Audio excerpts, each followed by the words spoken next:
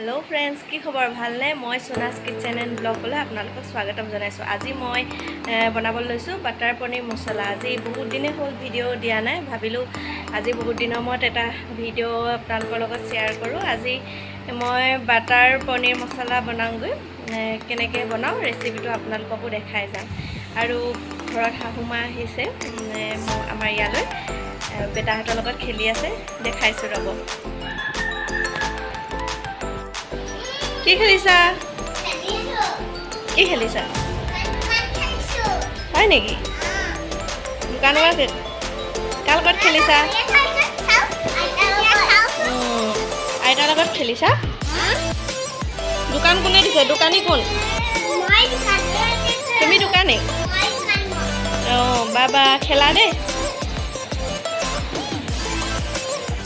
এতিয়া ৰেচিপিটো বনাবলৈ ষ্টাৰ্ট কৰোঁ। ফাৰ্ষ্টতে মই এয়া 3টা বিলাহী কাটি লৈছোঁ আৰু 3টা পিঁয়াজ কাটি লৈছোঁ। এয়া আদা নহৰু কাটি লৈছোঁ। এফালে অলপমান কাজু লৈছোঁ, কাজু অলপ সৰহকৈ লৈছোঁ, কাজু অলপ সৰহ হ'লে খায়ো ভাল লাগে। আৰু এয়া সৰু সৰুকৈ পনীৰখিনি কাটি লৈছোঁ। এতিয়া মই বিলাহী পিঁয়াজ আৰু আদা নহৰুখিনি ফ্ৰাই কৰি ল'ম। সেইবাবে মই কেৰাহীখন গৰম হ'বৰ বাবে দিছোঁ। তেলখিনি গৰম হ'বৰ বাবে দিছোঁ। তেল গৰম হৈছে। এতিয়া মই ইয়াত লগতে 2 চামুচ বাটাৰ দি দিম।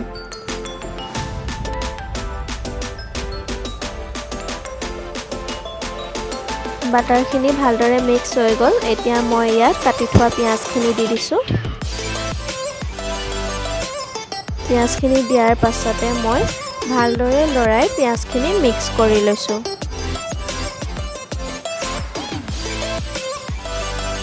পিঁয়াজখিনি মিক্স হোৱা পাছতে মই লগতে ইয়াত কাটি থোৱা আদা নহৰুখিনি দি দিছোঁ। আদা নহৰুখিনি দিও মই ভালদৰে মিক্স কৰি লৈছোঁ। এতিয়া মই ইয়াত লগতে কাজুখিনি দি দিছোঁ। কাজুখিনি দি মই ভালদৰে ভাজি লৈছোঁ আৰু এতিয়া মই ইয়াত কাটি থোৱা বিলাহীখিনিও দি দিছোঁ। বিলাহীখিনি কালাৰটো বিৰাট ধুনীয়া। বিলাহী কালাৰ ভাল হ'লে বাটাৰ পনীৰ মছলা বা যিয়ে নবনাও দেখিবলৈ বিৰাট ধুনীয়া হয়। এতিয়া মই অলপমান নিমখ দিছোঁ সোৱাদ অনুযায়ী।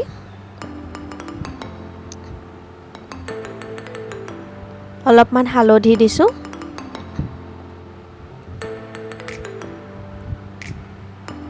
আৰু অলপমান কাশ্মীৰী মিৰ্চ দিছোঁ। অলপমান পনীৰ মছলা দিছোঁ।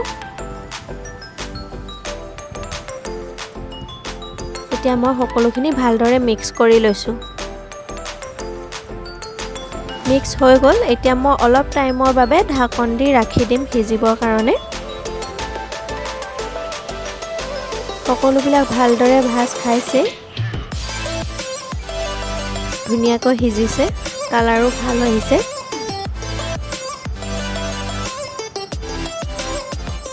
এতিয়া মই এইখিনি এখন কাঁহীত উলিয়াই অলপ টাইমৰ বাবে ঠাণ্ডা হ'বলৈ ৰাখি দিম। এনেদৰে মই কাঁহীখনত উলিয়াই দিছোঁ। উলিয়াই এনেদৰে অলপমান মেলি দিছোঁ, বহল কৰি দিছোঁ, দি পিনি অলপ টাইমৰ বাবে ঠাণ্ডা হ'বলৈ ৰাখি দিছোঁ।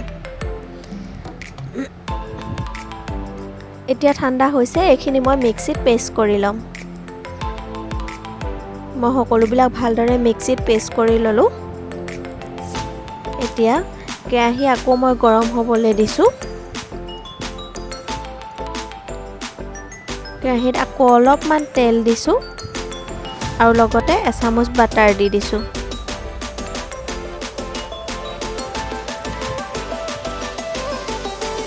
বাটাৰ আৰু তেল গৰম হৈ গ'ল। এতিয়া মই পেষ্টখিনি ইয়াত দি দিছোঁ।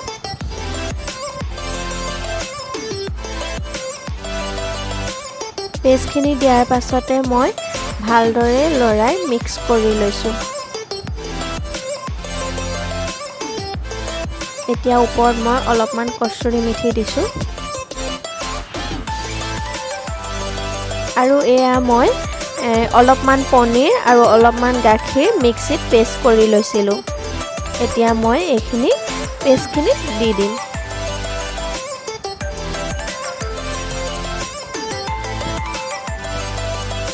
পেষ্টখিনি দিয়াৰ পাছতে ভালদৰে লৰাই মই মিক্স কৰি লৈছোঁ। ভালদৰে মিক্স হৈ গ'ল। এতিয়া ইয়াতে মই আধা চামুচ চেনি দিছোঁ। চেনিখিনি দিয়াৰ পাছতে অলপ টাইম এনেদৰে লৰাই মই ভালদৰে মিক্স কৰি ল'ম। মিক্স হৈ গৈছে। এতিয়া মই ইয়াত পনীৰখিনি দি দিছোঁ। পনীৰখিনি মই ভাজিয়ে থৈছিলোঁ আগতে। এতিয়া পনীৰখিনি দি মই ভালদৰে লৰাই দিছোঁ।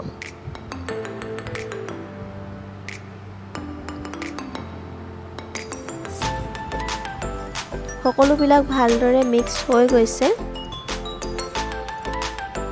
মিক্স হোৱাৰ পাছতে ইয়াত মই সৰু সৰুকৈ কাটি থোৱা ধনিয়া আছিলে, সেই ধনিয়াখিনি দি দিছোঁ। ধনিয়াখিনি দিয়াৰ পাছতে এনেদৰে মই লৰাই ধনিয়াখিনিও মিক্স কৰি লৈছোঁ। এতিয়া মই ইয়াত 1 কাপ পানী দিছোঁ।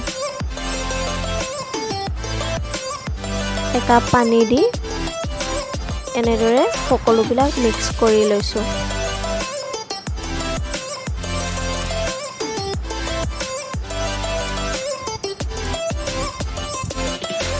গ্ৰেভিখিনি ভালদৰে উতল আহিছে। এতিয়া মই আৰু এচামুচ বাটাৰ দি দিছোঁ।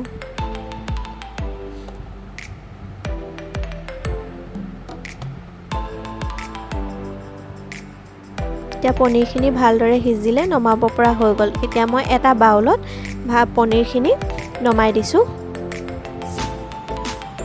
আপোনালোকে এনেদৰে বনাই ঘৰত খাই চাব। যদি চাই ভাল পালে like, comment, share and subscribe কৰি দিব। আৰু যিসকল মোৰ ভিডিঅ' নতুনকৈ চাইছে তেওঁলোকে প্লিজ ছাবস্ক্ৰাইব কৰি দিব। Thank U.